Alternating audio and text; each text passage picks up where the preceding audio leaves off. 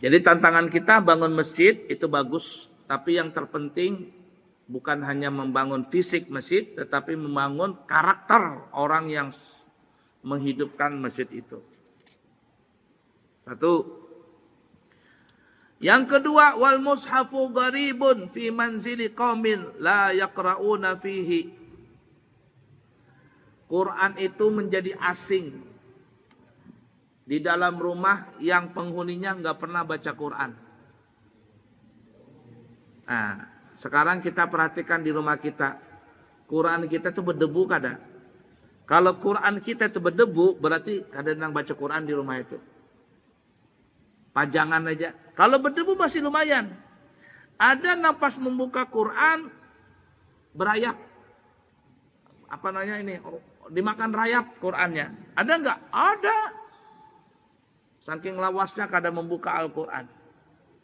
Jadi Quran itu menjadi pajangan saja. Jakanya handphone itu adalah Al-Quran. Mungkin sehari tamat kita. Kalau handphone itu Al-Quran, sehari tamat kita baca Quran itu. Kita nih handphone kita ini terus aja beratan ya kita ini. Banyakan megang HP kah, banyakan megang Quran. HP kita, karena bisa lepas dari HP. Setengah nyawa di HP. Setengah nyawa di HP. Jakanya tuh Quran itu, HP itu adalah Quran. Setiap hari kita hatam baca Quran.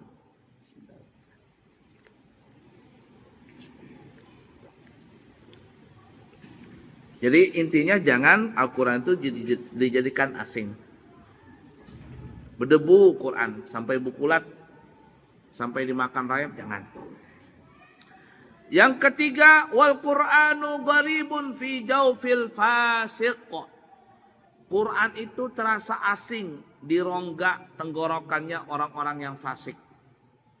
Orang yang suka melakukan maksiat itu dipastikan dia nggak mau baca Quran. Orang yang pemabok, penjudi, apa itu bisa dipastikan mereka itu fasik, tidak mau baca Quran. Karena kepanasan dia kalau baca Quran. Ya. Jangankan baca, mendengar Quran aja panas dia, apalagi membaca. Makanya Quran itu terasa asing di tenggorokannya orang-orang yang fasik. Artinya kalau kita nggak mau baca Quran, naudzubillah, berarti kita termasuk golongan orang yang fasik. Fasik itu adalah orang yang suka berbuat maksiat. Ya, fasik. Suka bikin salah, suka mukhalafah, fasik namanya. Yang keempat, wal mar'atul muslimatus salihatu gharibatun fi yadi rajulin zalimin sayyi'il khuluqi. Perempuan yang muslimah, yang salihah, dia itu adalah perempuan yang asing di tangan laki-laki yang zalim, yang jahat perangainya. Artinya perempuan itu kalau salihah, baik akhlaknya, maka dia tidak pernah dipegang sama laki-laki yang jahat. Kira-kira ada nggak perempuan zaman sekarang ini yang badannya atau tangannya sekurang-kurangnya tidak pernah dipegang sama laki-laki yang bukan mahramnya? Hampir rata-rata zaman sekarang nih, aduh perempuan, nggak karuan dah. Nggak karuan sudah zaman sekarang. Tapi alhamdulillah masih ada perempuan-perempuan yang betul-betul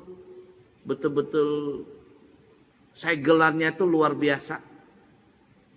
Nah, ada kami melihat di TV, di video gitu nah. Setelah akad nikah nih nah, biasa kannya bersalaman tuh. Bebiniannya salaman dengan suaminya.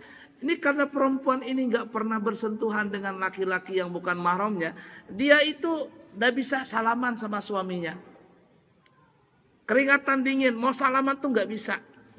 Takut dia gemetaran. Saking betul-betul segelnya luar biasa itu. Nah, Nggak berani salaman dia. Padahal sudah jadi suami. Suaminya juga begitu, takut-takut. Jadi orang ngeliat tuh lucu begitu. Tapi selama Ulun Bahari jadi anak buahnya Pak Haji Soleh, belum suap Pak Haji Ulun mendapati itu.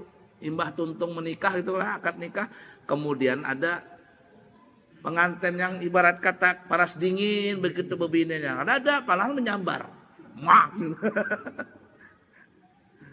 Karena tahu kalau Pak Haji Soleh Sidin menikahkan, ada enggak perempuan yang ketika selesai akad nikah tuh malu-malu, bersalaman tuh enggak berani dia.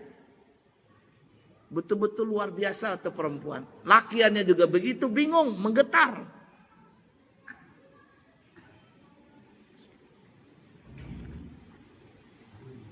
Kalau orang Bahari banyak bebinian begitu, tapi zaman sekarang wallah alam. Itu kisahnya guru sekumpul. Entah guru sekumpul atau guru-guru Banjar tuh. Pokoknya ada cerita, itu cerita lucu aja, Pang. Jadi lakian ini menikah lawan binian. Di malam pertama, lakiannya ini pakai celana katuk. Tahu lah celana katuk. Nah, celana katuk di Banjar itu Bahari inilah. Itu kainnya terbuat dari kain tepung tepung goni kan tepung terigu. Tepung terigu. Jadi malam pertama membuka sarung lakiannya ini. Pakai celana katuk. Ada tulisannya 25 kilo. 25 kilo di situ. Bibinya ini itu bujur lo, gue kada tahu kisah. Melihat tulisannya 25 kilo, takajud dia kuciak, mama katanya. Mama, buka ke wadah mamanya. Kenapa Diang? Itu tulisannya mah 25 kilo jarnya. 25 kilo.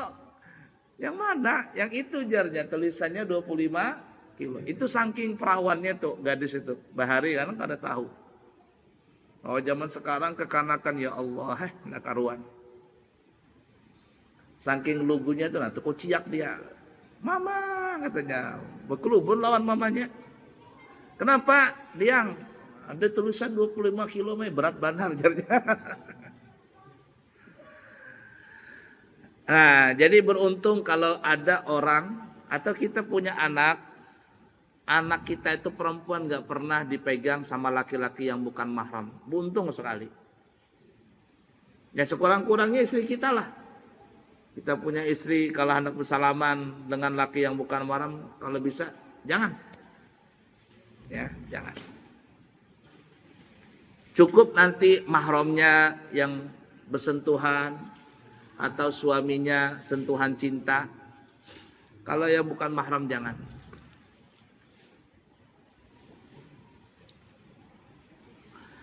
Selanjutnya, warrajulul muslimus salihu gharibun fi yadi imra'atin radiyatin sayyatil khuluq.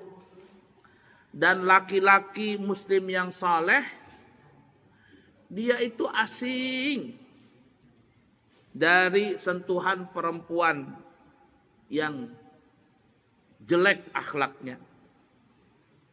Ya, perempuan yang hina, radiyah. Ya, jadi hati-hati mengarankan nama perempuan radiyah. Salah nyebut kan radiyah. Kalau radiyah yang baik, kalau pakai dal radiyah hina jadinya. Nah, jadi salah menyambat bahaya. Nah, jadi laki-laki muslim yang baik, yang benar-benar baik, saleh, dia itu asing dari bersentuhan dengan perempuan yang hina, jahat akhlaknya. Bersentuhan aja nggak mau, apalagi sampai berbuat zina. Nah, jadi beruntung juga kalau ada laki-laki seperti itu. Ya, sebisa mungkin lah kita, ya. Kalau ada perempuan yang bukan mahram, kalau memang mau bersalaman, ya cukup begini saja begitu. Biasakan, karena memang tidak baik lah, tidak baik. Tidak baik bersentuhan dengan yang bukan mahram. Ya kalau nenek-nenek ya enggak apa-apa, masih ada beda pendapat. Kalau nenek-nenek itu ya, masih ada yang masih mengatakan ya pendapat lemah. Tapi kalau nang bungas ya, kulitnya kinclong pulang. Apalagi janda pulang.